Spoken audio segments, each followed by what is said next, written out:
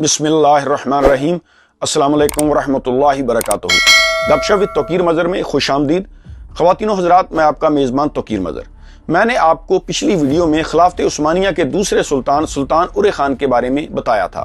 میں نے آپ کو بتایا تھا کہ قیصر قسطنطنیہ کینٹاکوزینس نے اپنی بیٹی تھیوڈورا کی شادی کی پیشکش سلطان اورے خان کو کی۔ سلطان نے یہ پیشکش قبول کر لی اور قسطنطنیہ جا کر شہزادی تھیوڈورا سے شادی کر لی۔ اس شادی کے بعد قیصر قسطنطنیہ کو اطمینان حاصل ہو گیا کہ اب ترک میری سلطنت پر حملہ آور نہیں ہوں گے۔ اس شادی کے تقریباً 8 سال بعد ترکوں کو یورپ میں داخل ہونے کا ایک موقع ملا۔ واقعہ کچھ یوں ہوا کہ جنیوا اور وینس، جو اس دور کی دو بڑی بحری طاقتیں تھیں، ان کا بحیرہ روم کے ساحلی علاقوں اور بندرگاہوں کے اوپر جھگڑا چل رہا تھا۔ قیصر قسطنطنیہ وہ وینس کا حمایتی تھا، جبکہ سلطان اورے خان وینس کو اپنے لیے ایک خطرہ محسوس کرتا تھا۔ ایشیا کوچک کے جنوبی ساحل پر وینس کی طرف سے کبھی کبھی حملہ بھی ہو جاتا تھا، سلطان جنیوا کا سپورٹر تھا۔ آبنائے باسفورس کے مقام پر جنیوا اور وینس کے درمیان ایک معرکہ ہوا۔ قیصر قسطنطنیہ نے وینس کا ساتھ دیا۔ اس طرف کے ساحلی علاقے کا گورنر سلطان کا بڑا بیٹا سلیمان خان تھا۔ سلیمان خان نے درائے دانیال کو عبور کیا اور یورپ میں داخل ہو کر وینس کے ایک قلعے پر قبضہ کر لیا۔ یہ قلعہ بہت اہمیت کا حامل تھا۔ ایک بڑی اچھی لوکیشن پر یہ قلعہ تھا جس سے وینس کو تقویت ملتی تھی۔ جب سلطان اورے خان کے بڑے بیٹے سلیمان خان نے اس قلعے پر قبضہ کر لیا تو قیصر قسطنطنیہ کی طرف سے سلطان کو شکایت موصول ہوئی۔ قیصر قسطنطنیہ نے مطالبہ کیا کہ یہ قلعہ ہمیں واپس دیا جائے۔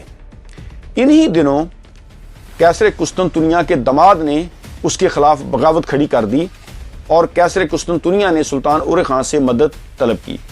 سلطان نے اپنے بڑے بیٹے سلیمان خان کو پیغام بھیجا کہ وہ پیسہ لے کر اس قلعے کو خالی کر دے۔ سلیمان خان نے واپسی کی تیاری شروع کی۔ ابھی وہ تیاری کر ہی رہا تھا کہ ایک عجیب واقعہ پیش آیا۔ ایک بہت بڑا زلزلہ آیا اور بڑے شہر گیلی پولی کی فصیل گر گئی۔ شہزادہ سلیمان خان کے 2 سرداروں ازدی بیگ اور غازی فاضل کے جنگجوؤں نے ازدی بیگ اور غازی فاضل کے ساتھ مل کر اس شہر میں چڑھائی کر دی اور شہر میں داخل ہو کر اس شہر پر قبضہ کر لیا۔ سلیمان خان نے اس شہر کی فصیل کی مرمت کی اور وہاں پر ایک بھاری فوج تعینات کر دی۔ قیصر قسطنطنیہ کینٹاکوزینس اس بات سے ناخوش تھا۔ اس نے سلطان سے شکایت لگائی، لیکن سلطان اورے خان ان علاقوں پر اپنا قبضہ برقرار رکھنا چاہتا تھا کیونکہ یہ سلطان کے لیے یہ جگہ بہت اہمیت کی حامل تھی۔ یہاں سے وہ وینس کے حملوں کو روک سکتا تھا۔ سلطان نے ڈیسائیڈ کیا کہ وہ ان علاقوں پر اپنا قبضہ برقرار رکھے گا۔ اس واقعے کے تقریباً 2 سال بعد یعنی 759 ہجری کو سلطان کا بڑا بیٹا سلیمان خان وہ ایک باز کا شکار کرتے ہوئے گھوڑے سے گر کر فوت ہو گیا۔ وہ ایک بہت ہی قابل، ایک معاملہ فہم شخص تھا اور یہ بات وثوق سے کی جا سکتی ہے کہ سلطان کا اس نے جانشین بننا تھا۔ سلطان کو اس واقعے کا بہت زیادہ افسوس ہوا اور سلطان اسی صدمے سے 38 سال حکومت کرنے کے بعد 75 سال کی عمر کو ہو کر فوت ہو گیا۔ اب میں آپ کو بتاؤں گا کہ سلطان اورے خان نے خلافت عثمانیہ کے لیے کیسی فوج تیار کی تھی۔ سلطان اورے خان کے دور میں جو علاقے فتح ہوتے تھے، سلطان زمین کی شکل میں سپہ سالاروں کو جگیریں دے دیتا تھا۔ وہ سپہ سالار عام روٹین میں تو جگیردار ہوتے، کاشتکاری کرتے، لیکن جب جنگ کی نوبت آتی تو وہ مقررہ تعداد لے کر سلطان کے لشکر میں شامل ہو جاتے۔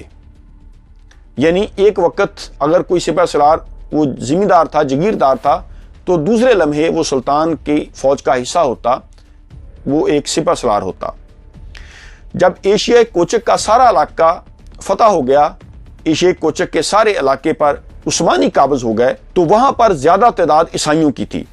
سلطان کو یہ خطرہ لاحق ہوا کہ یہ جو بڑے بڑے جگیردار ہیں اور سپہ سالار بھی ہیں، کہیں موقع ملتے ہی یہ ریاست کے خلاف بغاوت نہ کر دیں۔ تو سلطان نے جن لوگوں کو جگیریں چاہیے تھیں ان کو جگیریں دے دیں اور جو لوگ فوج میں بھرتی ہونا چاہتے تھے ان کو اپنی آرمی میں بھرتی کر دیا، اور یوں سلطان نے حکمت عملی سے جگیرداری اور فوج کا گٹھ جوڑ ختم کر دیا۔ سلطان نے ایک اور کام کیا، سلطان نے ایک نئی فوج تیار کی۔ عیسائی قیدیوں اور عام رعایا سے سلطان نے لڑکوں کو بھرتی کیا، سلطان نے ان کو دینی تعلیم بھی دی، اسلامی تعلیمات بھی دی، اور ان کا خرچہ ریاست کے ذمے ڈالا۔ سلطان نے ان لڑکوں کو اپنے بیٹے قرار دیا، اور اس نئی فوج کا نام سلطان نے ینگچری رکھا۔ ینگچری کی شان و شوکت دیکھ کر عیسائی لوگوں نے خود اپنے بچوں کو ینگچری میں بھرتی کرنا شروع کر دیا۔ ان کو خوراک بھی ملتی، تربیت بھی کی جاتی اور ان کو تعلیمات بھی دی جاتی۔